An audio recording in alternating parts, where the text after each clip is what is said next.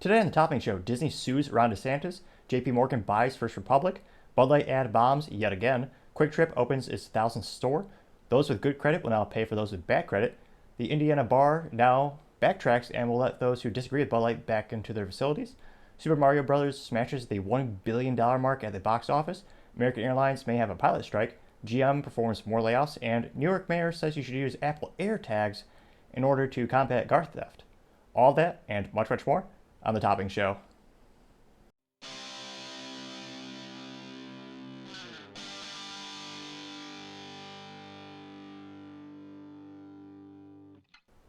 Thank you for tuning in today. Today's episode of Topping Show is sponsored by Topping Technologies. Topping Technologies is an IT value-added reseller and services company with a special proficiency in IT security. Heck, I see their founder at least twice a day. Have to say, he's quite handsome and brilliant. He's me. That's the joke. If you're an IT leader or a business owner, use little assistance, you can reach the team at sales@toppingtechnologies.com. Now, jumping into the business part of the podcast, we have some good news. Gas station convenience store QuikTrip announced that they're going to be opening their 1,000th location. QuikTrip is a convenience station founded over on September 25th, 1958 in Tulsa, Oklahoma by Bert Holmes and Chester Cadieux, C-A-D-I-E-U-X. My pronunciation leaves some to be desired. Now, the store is now spread across 17 states, and the 1,000th store will be located in Texas City. Another fun little business fact, the 900 store was based in Dallas-Fort Worth. Now, I must say, it is one of the best gas stations you can possibly go to. Perhaps one of the weird things that I particularly look for is the darn wiper blades when you're actually using the little freebies. When you go to the gas station, they have that little, not crevice, they have that little container on the wall at every gas station where you can go use a little squeegee there. And I don't know why this is such a foreign concept to a convenience store or gas station. Why have one of those where that little wiper blade is as stiff as a credit card, making it utterly useless, and you try to scrape the window and it leaves half the water on? It's utterly useless, and it's not an insignificant reason of why I choose QuikTrip when I have to refuel my car. It's partially because that just makes it so much easier because that wiper blade is actually flexible. The most seemingly small thing in business might cost them $1.50 extra to have a good quality wiper on each of those sites. I can't be the only one that values that. Let me know in the comments. There's got to be someone else who actually wants to clean their vehicle every time they refuel. And they also have clean facilities. And of course, with all the convenience stores, you have to really put an emphasis on that because, again, a majority of the profit is going to be in the concession items, all the foods, beverages, drinks, tobacco products, and all those types of things as well. They only make a little bit of money off the actual gasoline. The real winners in the gasoline are the actual sales tax for the state, as well as the federal taxes on those, and of course the gasoline manufacturers and all those folks themselves. The convenience stores, one of the reasons Buc-ee's is so overwhelmingly popular is the customer experience. They have almost like a mini mall of food and beverages inside. Now the downside to that, and the reason QuikTrip is beating them in terms of number of stores, is QuikTrips are a lot smaller. The footprint needed for those stores much, much, much smaller.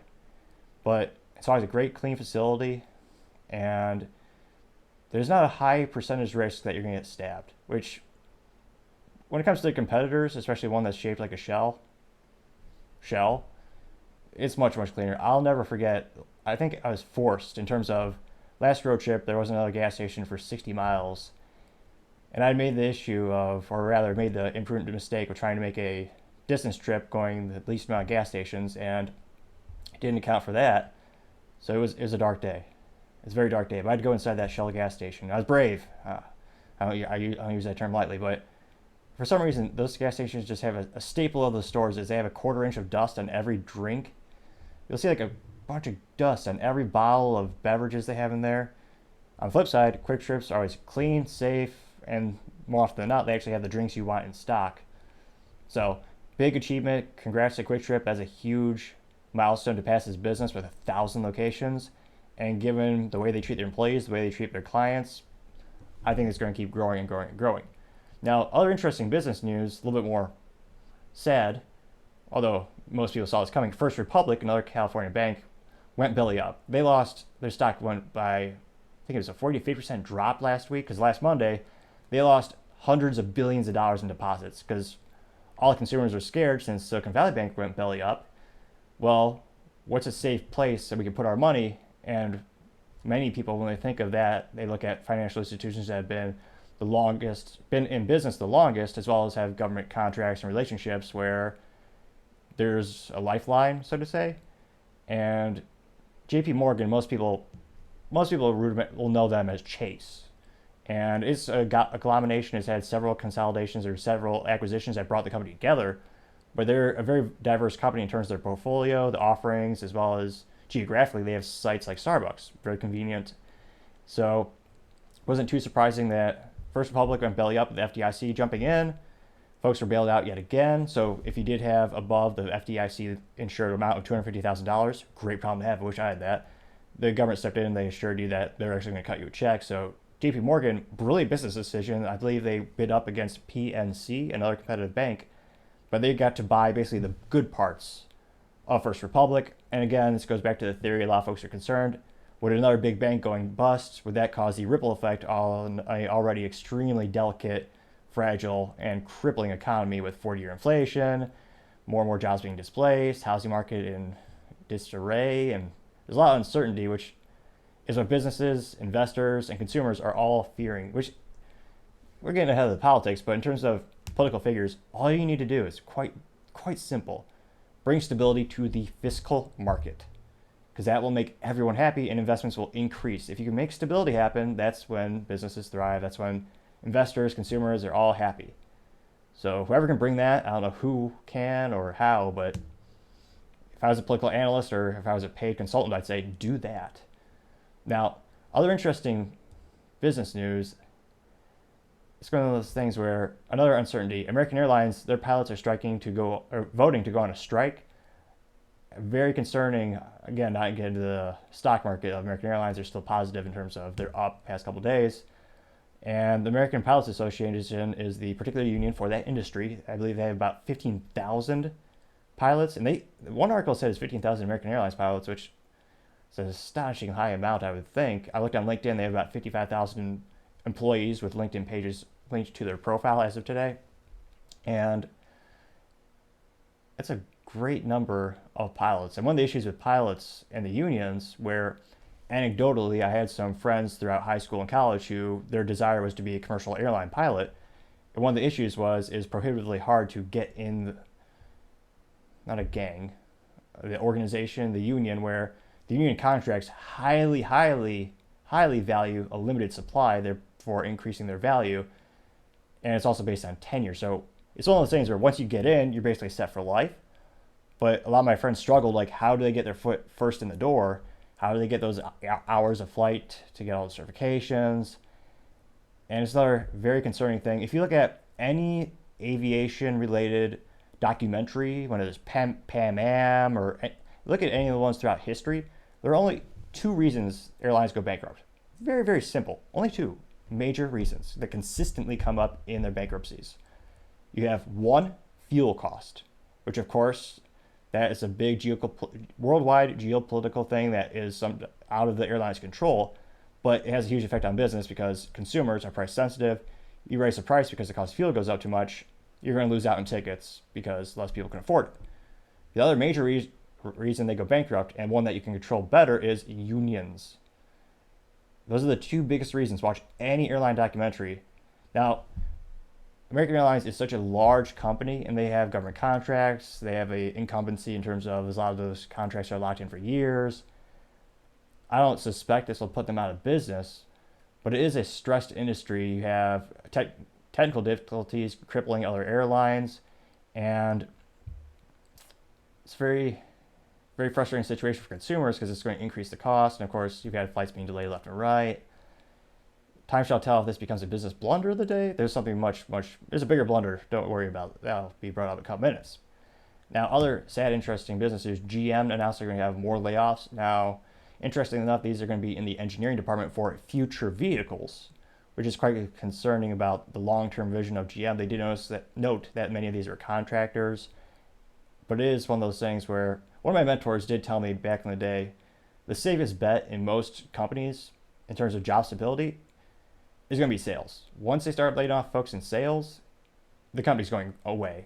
And you look at any documentary, you look at Circuit City, one of the telltale signs of when the pivotal moments when the company start to go down is when they switch their sales reps from commission to salary, therefore de-incentivize them to go above and beyond and provide more sales and upsell, which are all good things fiscally for the company. As soon as they got that away, all of the great sales reps left to other jobs that will incentivize them for their performance. And that was one of the few nails in the coffin that really did in Circuit City back in the day. Also, fun little, I guess this isn't a fact, maybe ask, if anyone knows of a Circuit City sign for sale or someone who might be open to selling it, let me know in the comment section or send me a message via email, because I've been looking for a Circuit City sign to put behind me. If you're only listening to the podcast, I have a bunch of vintage business signs behind me as display pieces. Find one for Circuit City for years, and that'd be really cool, I think. I don't know where I'd fit it, but I'd make it work. Now, going on to the culture part of the podcast, and this is fantastic news in terms of you don't need politics for something to be successful, and this is perhaps the best. Super Mario Brothers, the movie, just surpassed $1 billion in global sales. And in the beginning, when it first debuted, you had losers, former actors, I guess current actor John Leguizamo. He's a supporting actor who was in the first Super Mario movie that failed miserably, at least physically. They lost a lot of money on that movie. And he was complaining that there weren't enough Latin characters in the movie. And ironically, he was talking about cultural appropriation when he says he's a Latinx, which is BS. My family doesn't use that term. I don't know any true Latino families that use that made-up term, but he was saying that it was cultural appropriation. Ironically, he's Hispanic, and he was, I believe, Luigi in that live-action adaptation.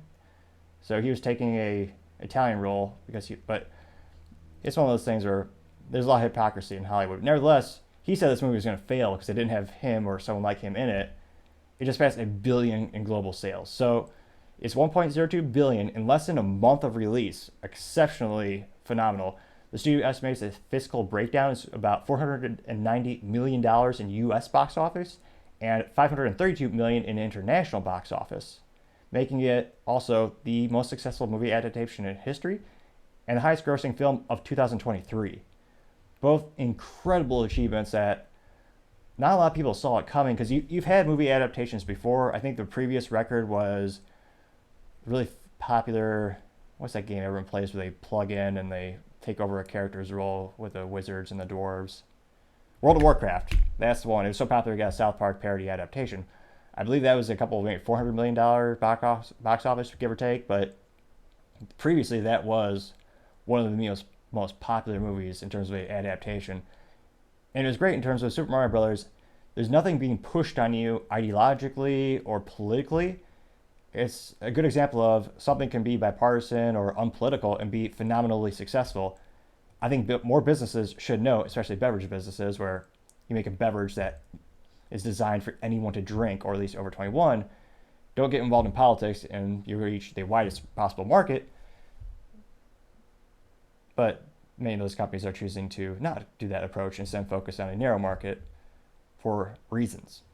But nevertheless, a great achievement for the folks over at the Super Mario Brothers movie. Now, other interesting cultural news, talking about shooting themselves in the foot.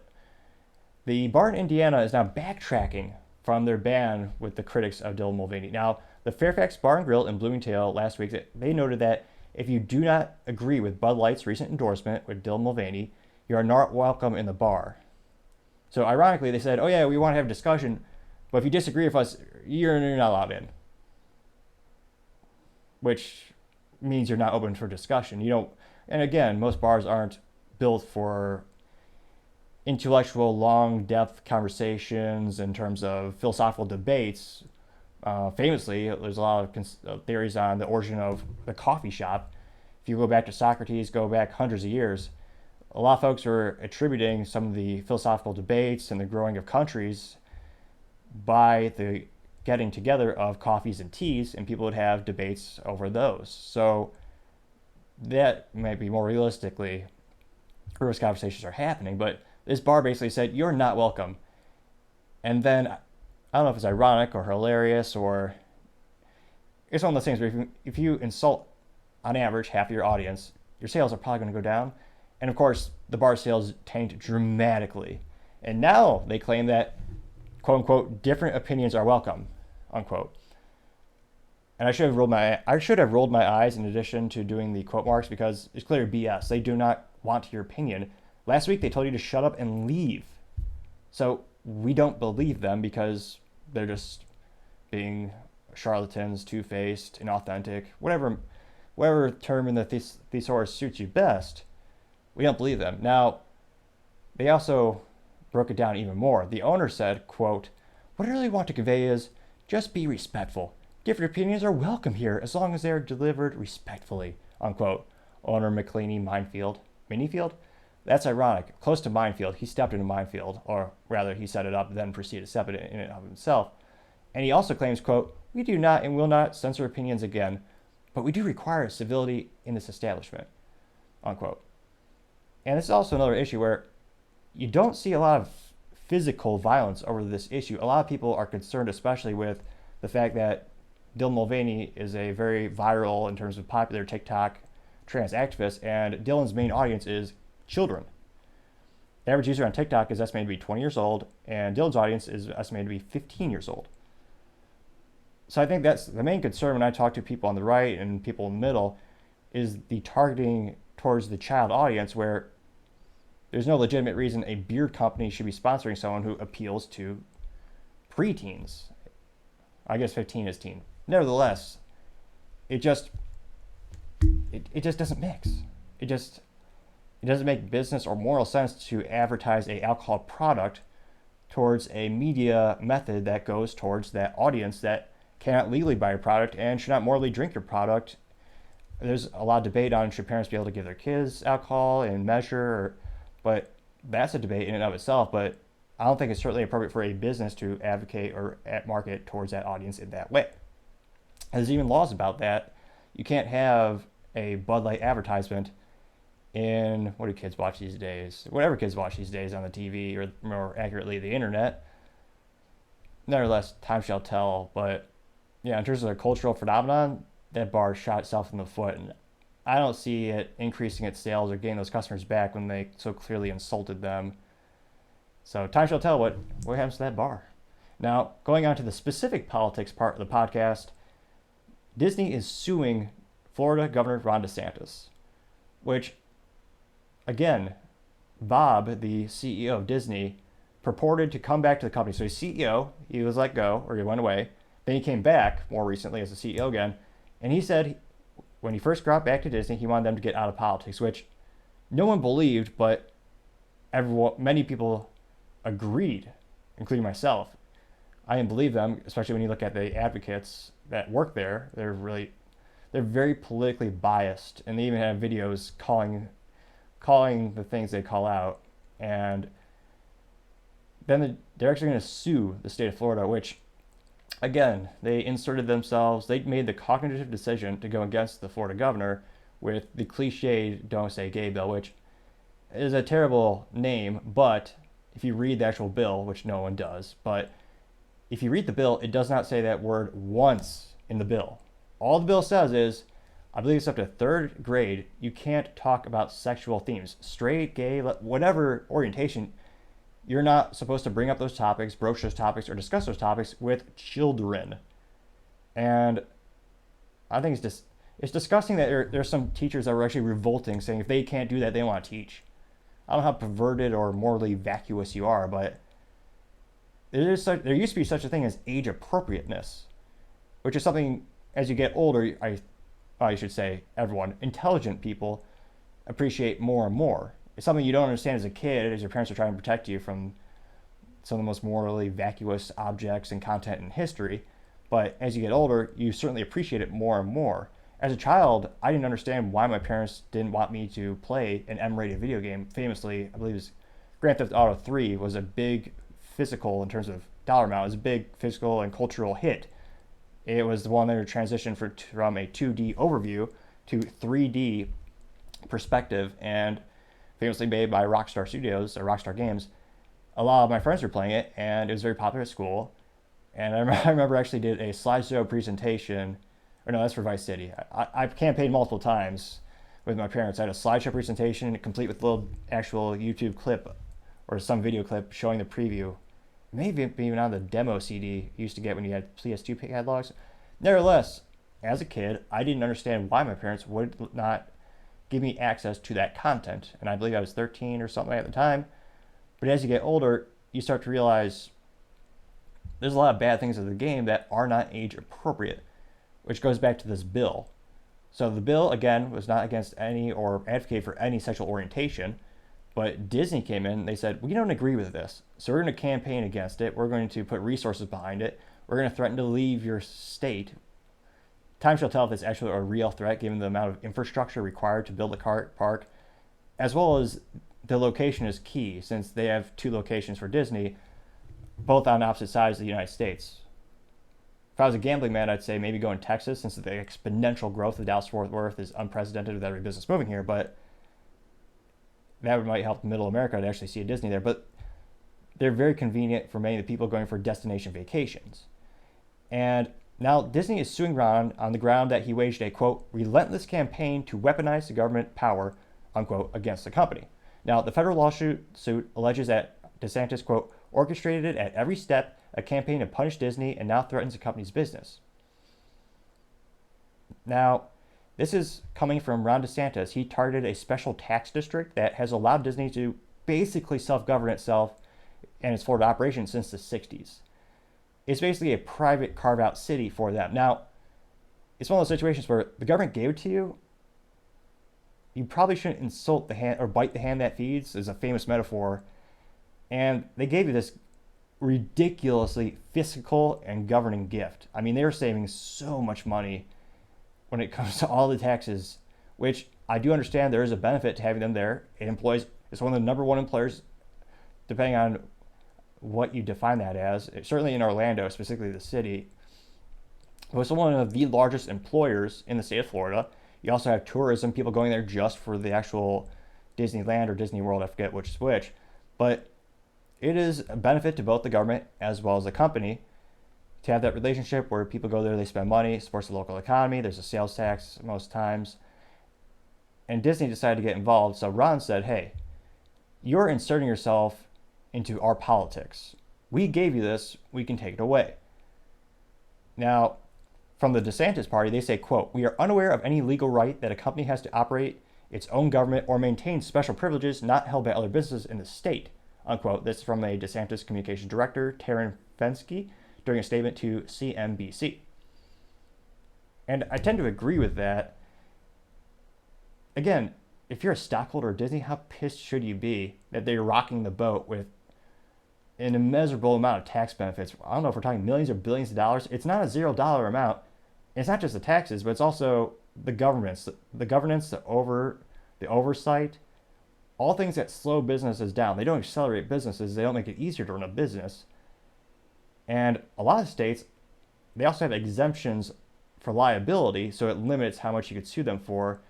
This is famously utilized by a lot of these amusement parks throughout the United States, where they'll have special agreements with specific cities to limit the liabilities, so that way you can't have one instance and the person sues for the whole park, which, given how fast and given those rides, it's not a 0% risk that bad things happen. They certainly do.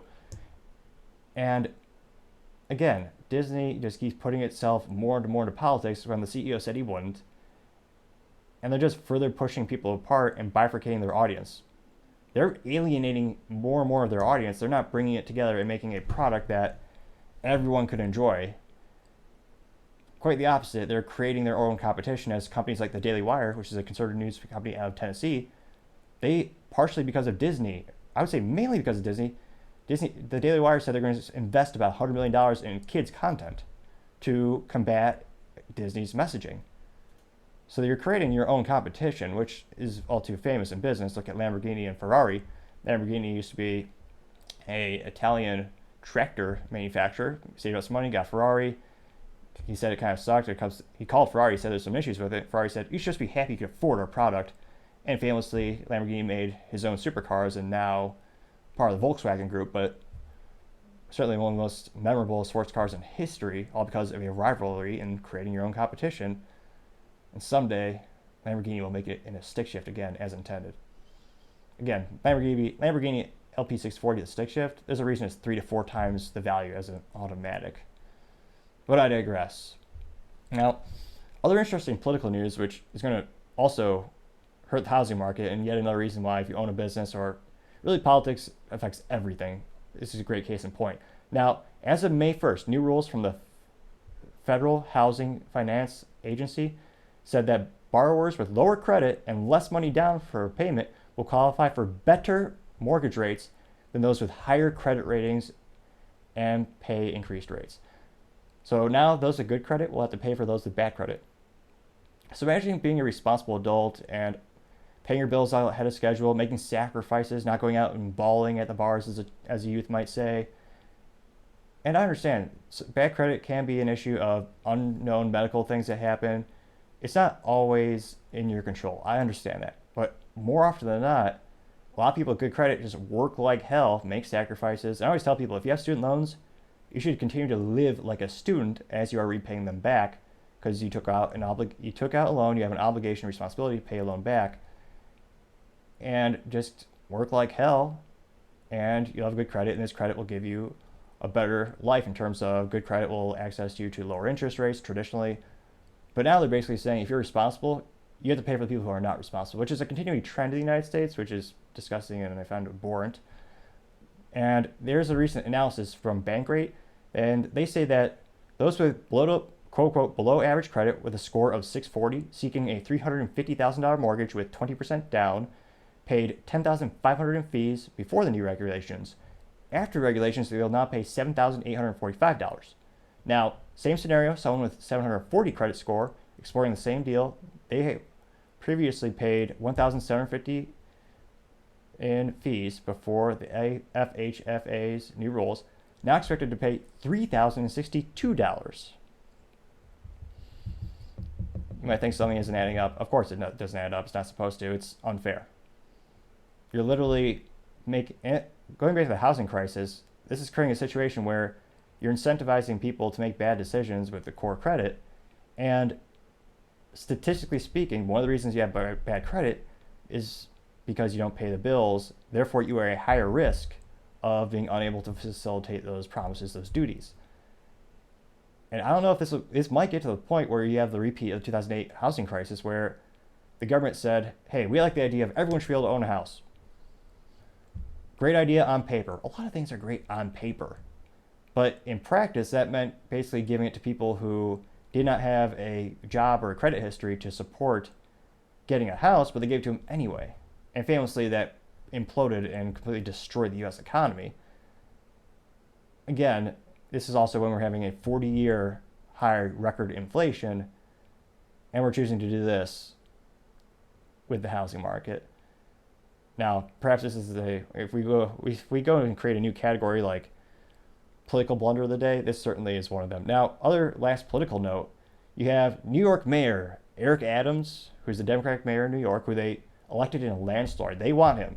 They elected him in a landslide. He won 67% of the vote in 2021. He won 753,000 votes versus the 312,000 votes cast for the Republican.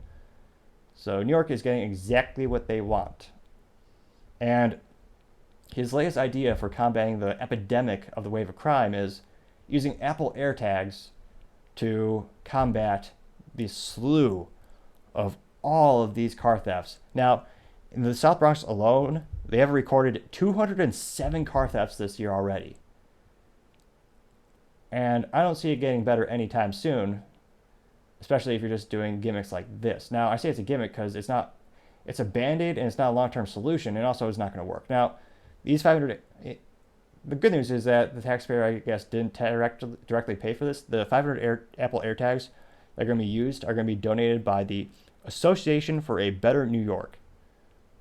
One would think that actual association would do something to fix the state, like maybe elect someone else, maybe make some more business-friendly laws, or campaign, put some money in those areas, make it so they attract businesses to move there, as opposed to move away in droves, as well as people moving away in droves. But even if, let's say you do this idea, let's say you use the Apple AirTag, your car is found 10 miles away. Let's say best case scenario, your car's in one piece. It won't be. But let's say best case scenario, it's in one piece and you get it back. Let's say you even catch the criminal in the act. It's not going to matter. because the district attorneys do not actually prosecute them. They'll downgrade the charge and they'll just let them right back on the streets again. It's one of those things where it sounds like you're fixing it, but you're not. You're just delaying the inevitable. So if you really want to change the situations in these cities, you need to hire district attorneys that are going to prosecute, and instead of pleading down these sentences, hold the line, or whatever metaphor you want, but stop incentivizing that behavior. Unfortunately, I don't see it changing anytime soon, just given the historics when you look at the district attorneys, the crime rates, and their past habits and their ideologies. Unfortunately, I don't think it's going to change. But it's interesting that this is their idea. Instead of hiring more police or cracking down on crime or prosecuting crime to the fullest extent of the law, let's just take a little air tag and throw it in the vehicle. Interesting. Now, going on to the business blunder of the day.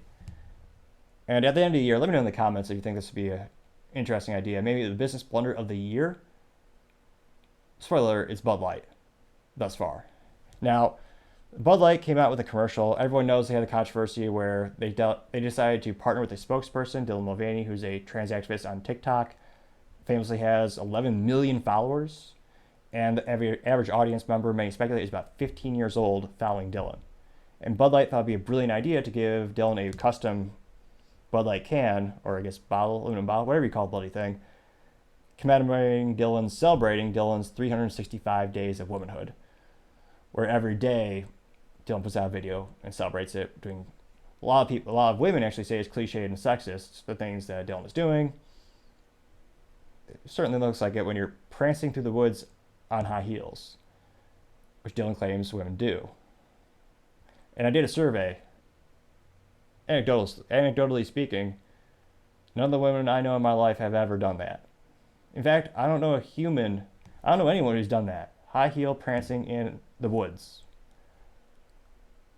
Perhaps as a trailblazer.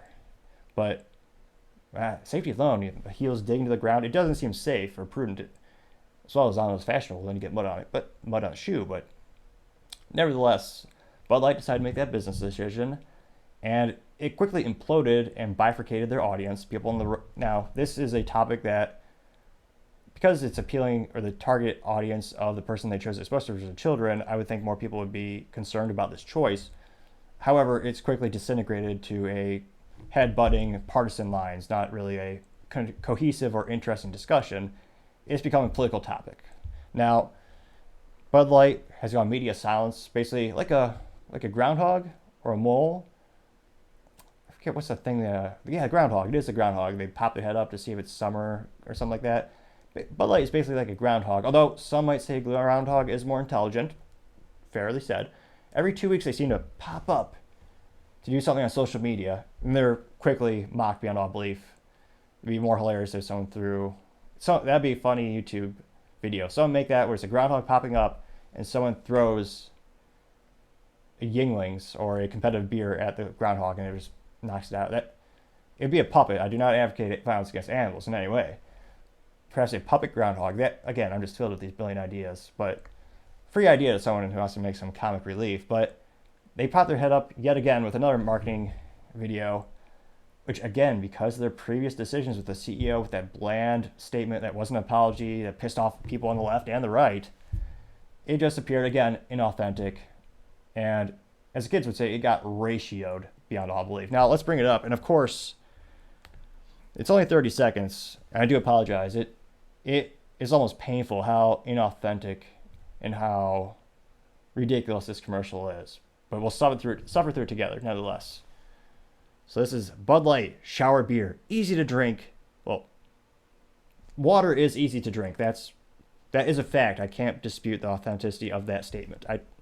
But the whole thing is called Bud Light shower beer, easy to drink, to enjoy, or easy to enjoy. And I think they have an emoji in the title, oddly enough.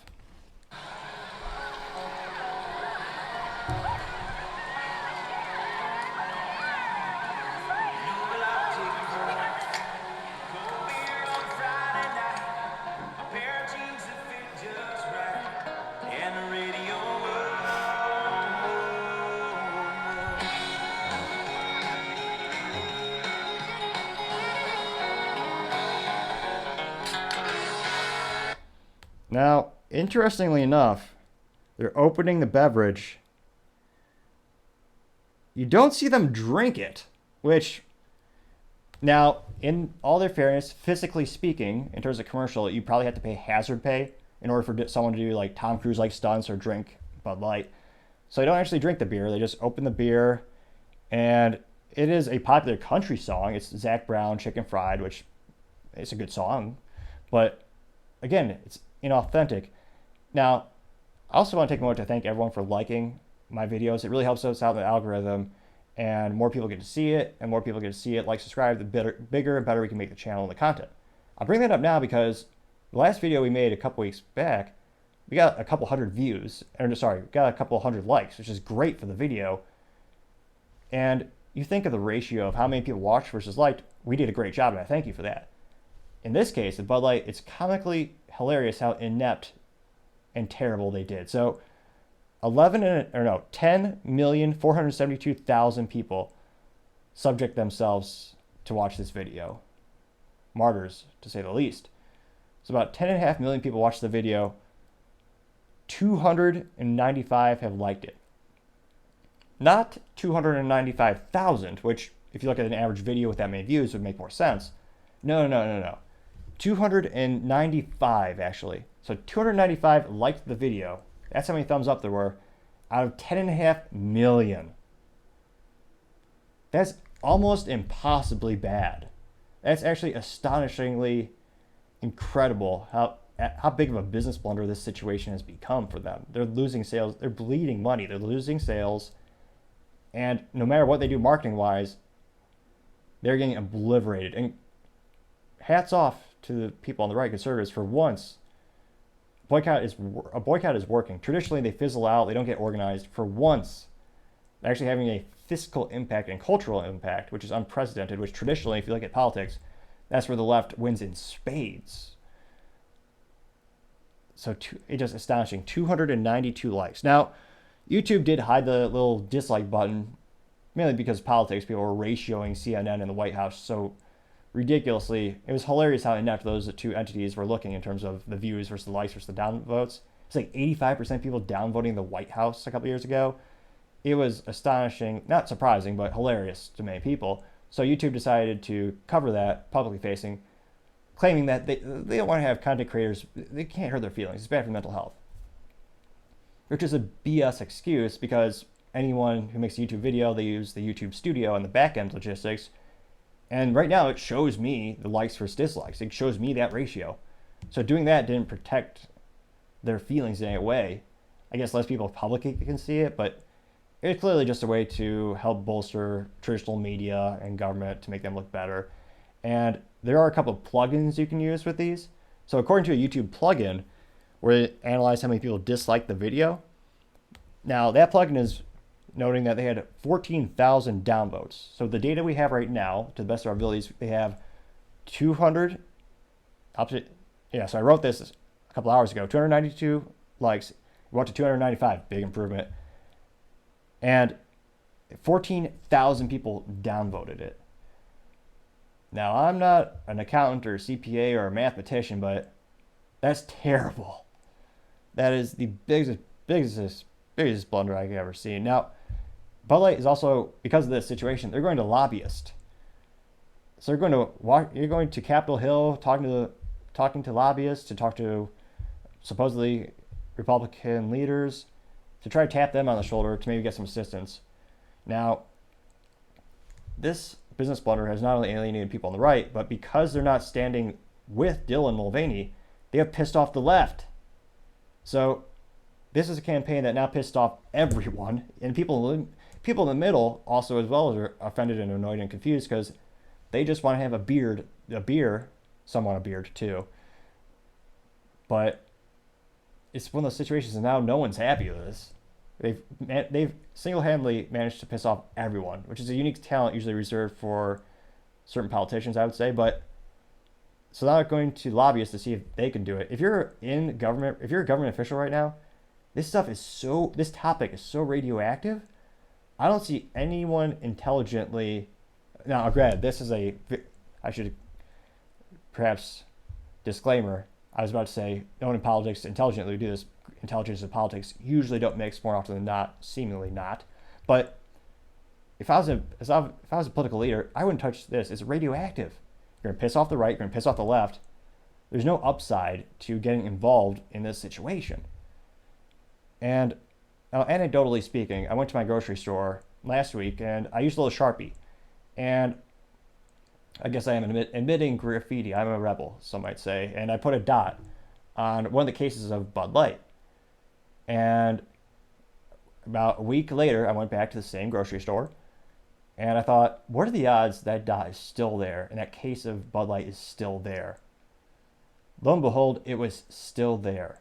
And in terms of a grocery store, for something to stay on the shelf that long is terrible. Especially, this is a consumable good. It's not like a durable item like a USB drive or TV or maybe a t-shirt, which they don't expire.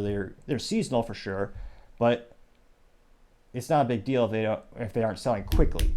But with food especially, you have to move that stuff quickly. And for the sales to keep crumbling, and I wasn't too shocked to see that, but that just further solidifies that this is certainly that commercial and the whole situation. That commercial is just the business blunder of the day.